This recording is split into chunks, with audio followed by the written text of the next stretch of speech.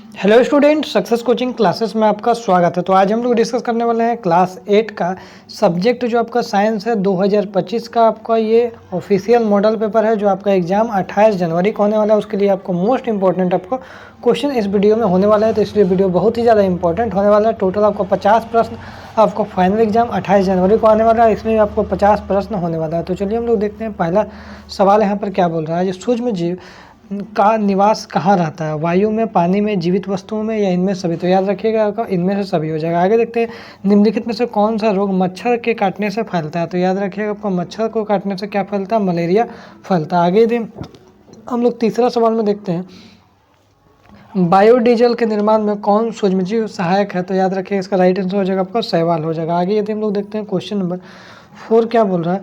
तो question number 4 बोल रहा है निम्न में से सबसे बड़ी कोशिका कौन सा है। तो याद रखिए कि हमारा वेरी वेरी इंपॉर्टेंट सवाल है। सबसे बड़ी कोशिका क्या हो जाएगा, शुतुरमुर्ग का अंडा हो जाएगा। आगे देखते हैं कोशिका के किस भाग में गुणसूत्र उपस्थित होते हैं। तो याद रखिएगा कोशिका का कौन सा भाग में गुणसूत्र होता है। तो केंद्रक में गुणसूत्र होता है। ये भी आपका एग्जाम के लिए इंपॉर्टेंट क्वेश्चन है। आगे देखते हैं किस धातु की भौतिक अवस्था द्रव रूप में होती है। तो कौन सा धातु है जो उसका भौतिक अवस्था जो है वो द्रव रूप में होता है। तो याद रखिएगा पारा हमारा राइट आंसर हो जाएगा। आगे देखते हैं एक्सरे करने हेतु किस धातु का हम लोग उपयोग करते हैं। एक्सरे करने के लिए कौन सा धातु का हम लोग उपयोग करते हैं। तो याद रखिएगा हम लोग लेड का हम लोग उपयोग करते हैं। आगे यदि हम लोग देखते हैं क्वेश्चन नंबर हमारा 8 क्या बोल रहा है। झारखंड में जादू गोला में किस धातु की प्रचुरता विद्यमान है, उन्हें सबसे ज़्यादा मात्रा में पाया जाता है। तो याद रखिएगा हमारे यूरेनियम हो जाएगा। आगे देखते हैं धातुओं का वह गुण जिसे पीट कर चादर बनाया जाता है। तो वेरी वेरी इंपॉर्टेंट सवाल है, इसको याद रखिएगा। इस गुण को हम लोग क्या बोलते हैं, आघात वर्धनता बोलते हैं। ठीक है, आगे देखते हैं क्वेश्चन नंबर हमारा 10 क्या बोल रहा है इनमें से ऊष्मा के सबसे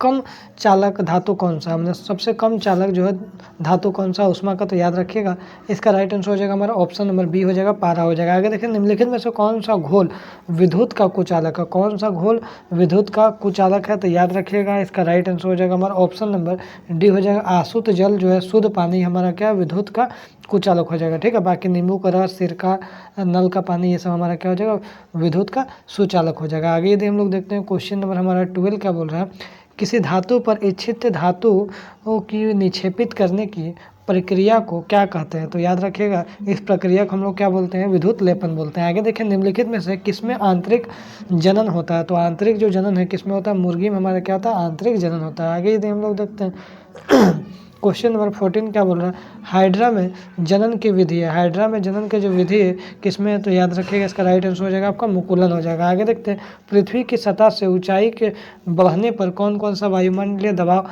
घटता है या फिर बढ़ता है। तो याद रखिएगा इसका राइट आंसर हो जाएगा हमारा घटता है। ठीक है, आगे यदि हम लोग देखते हैं क्वेश्चन नंबर 16 क्या बोल रहा है दाब का एसआई मात्रक क्या होता है। तो याद रखिएगा जो हमारा दाब है उसका एसआई मात्रक क्या होता है, आपका पास्कल भी होता है और न्यूटन प्रति वर्ग मीटर भी होता है। तो इसका राइट आंसर क्या हो जाएगा हमारा ऑप्शन नंबर सी हो जाएगा, दोनों हो जाएगा। ठीक है, आगे देखते हैं क्वेश्चन नंबर 17 क्या बोल रहा है। तो क्वेश्चन नंबर 17 बोल रहा है निम्नलिखित में से कौन सा बल संपर्कित बल है। तो याद रखिएगा कौन सा बल हमारा घर्षण बल हो, हमारा संपर्कित बल है। 18 देखिए निम्नलिखित में से कौन सा पदार्थ अदहनशील है, इसको जलाया नहीं जा सकता है। तो याद रखिएगा इसका राइट आंसर हो जाएगा हमारा पत्थर को जलाया नहीं जा सकता है। ठीक है, आगे देखते हैं क्वेश्चन नंबर हमारा 19 क्या बोल रहा है। तो क्वेश्चन नंबर 19 क्या बोल रहा है किसी पदार्थ के दहन का पोषक पदार्थ क्या कहलाता है। किसी भी पदार्थ का दहन का जो पोषक पदार्थ है उसको हम लोग क्या बोलते हैं, ऑक्सीजन बोलते हैं। ठीक है, ऑक्सीजन के कारण ही जलता है। आगे देखिए किसी ज्वाला का सबसे अधिक गर्म भाग क्या कहलाता है। तो किसी भी ज्वाला का सबसे अधिक गर्म जो भाग होता है उसको हम लोग क्या बोलते हैं। तो याद रखिए उसको हम लोग बोलते हैं सबसे बाहरी भाग बोलते हैं। आगे यदि हम लोग देखते हैं क्वेश्चन नंबर 21 क्या बोला निम्नलिखित में से कौन से दो गुणसूत्र मिलाकर नर शिशु के रूप में विकसित होता है। नर शिशु हो गया, तो नर शिशु में याद रखिएगा इसका राइट आंसर हो जाएगा एक्स वाई, लेकिन यही बोलता है कि मादा शिशु में तो याद रखिएगा एक्स एक्स हो जाता है। ठीक है, तो हमारा ऑप्शन नंबर ए हो जाता है।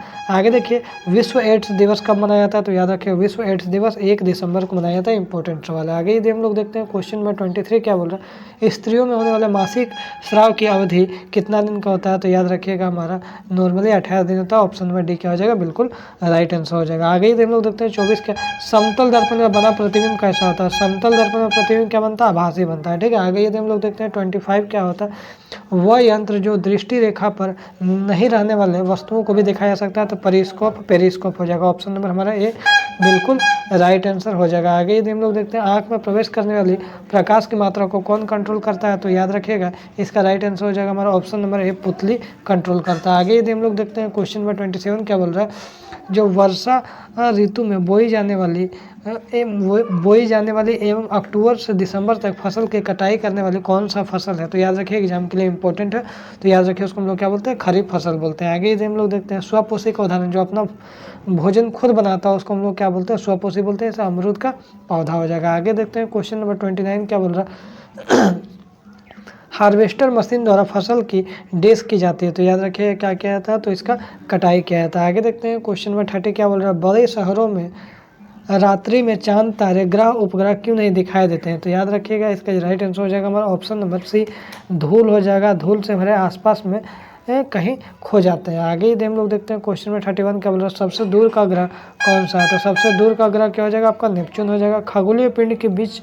खगोलीय पिंडों को दूरी को किस इकाई में मापा जाता है, तो खगोलीय जो पिंड है उसके बीच की दूरी को किस इकाई में मापा जाता है, तो याद रखिएगा वेरी वेरी इंपॉर्टेंट वाला प्रकाश वर्ष में मापा जाता है, तो वेरी वेरी इंपॉर्टेंट है। आगे यदि हम लोग देखते हैं क्वेश्चन में 33 क्या बोल रहा है, किस घर्षण की अपेक्षा सर्पी घर्षण कम होता है, तो याद रखिएगा सर्पी घर्षण स्थैतिक घर्षण हो जाएगा। आगे देखते हैं तरल या हवा या जल में गति करने वाले वस्तु को उचित आकार देकर घर्षण बल को डैश में किया जा सकता है, अधिक किया जा सकता है या कम किया जा सकता है, तो याद रखिएगा इसका राइट आंसर हो जाएगा हमारा ऑप्शन नंबर भी कम किया जा सकता है। आगे यदि हम लोग देखते हैं क्वेश्चन नंबर 35 क्या बोल रहा है, किस आकृति की वस्तु पर तरल घर्षण कम हो जाता है, तो कौन सा आकृति है, तो याद रखिएगा आपको नौकाकार हो जाएगा। आगे यदि हम लोग देखते हैं क्वेश्चन नंबर 36 क्या बोल रहा है, प्रथम पूर्ण रूप से संश्लेषित रेशा को हम लोग क्या बोलते हैं, तो याद रखिएगा संश्लेषित रेशा को हम लोग नायलॉन बोलते हैं।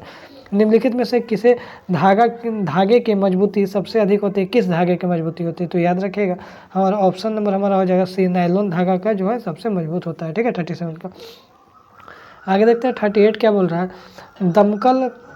दमकल कर्मचारियों के कपड़ों पर किसकी परत चढ़ी होती है, तो याद रखिएगा इसका राइट आंसर हो जाएगा हमारा ऑप्शन नंबर ए मेलामाइन हो जाएगा। आगे देखते हैं ध्वनि की प्रबलता किस कारक पर निर्भर करता है, तो ध्वनि का जो प्रबलता है किस पर निर्भर करेगा, तो याद रखिएगा हमारा ऑप्शन नंबर ए हो जाएगा आयाम पर निर्भर करता है। ठीक है। आगे यदि हम लोग देखते हैं क्वेश्चन नंबर 40 क्या बोल रहा है, ध्वनि की प्रबलता को घटाने से हमें ध्वनि के कंपनों में क्या होती है, आवृत्ति घटानी होगी या बढ़ानी होगी, तो याद रखिएगा 40 का हमारा ऑप्शन नंबर डी हो जाएगा। इसमें आयाम क्या होगा आपको घटाना होगा। आगे यदि हम लोग देखते हैं क्वेश्चन नंबर 41 क्या बोल रहा है, पराश्राव्य ध्वनि के कंपनियों की आवृत्ति कितना होता है, तो याद रखिएगा पराश्राव्य जो ध्वनि है उसका राइट आंसर हो जाएगा हमारा ऑप्शन नंबर सी हो जाएगा 20,000 से अधिक हो जाएगा। ठीक है। आगे यदि हम लोग देखते हैं क्वेश्चन नंबर 42 क्या बोल रहा है, रिक्टर पैमाना से किस तीव्रता वाली भूकंप विनाशकारी माने जाते हैं, तो याद रखिएगा इसका राइट आंसर हो जाएगा हमारा ऑप्शन नंबर डी 7 या उससे अधिक तीव्रता वाला। आगे यदि देखते हैं 43 क्या बोल रहा है, वायुमंडलीय विद्युत की खोज किसने किया था, वायुमंडलीय विद्युत है उसका खोज किसने किया, बेंजामिन फ्रैंकलिन ने किया। कौन किया, Benjamin Franklin, option number B.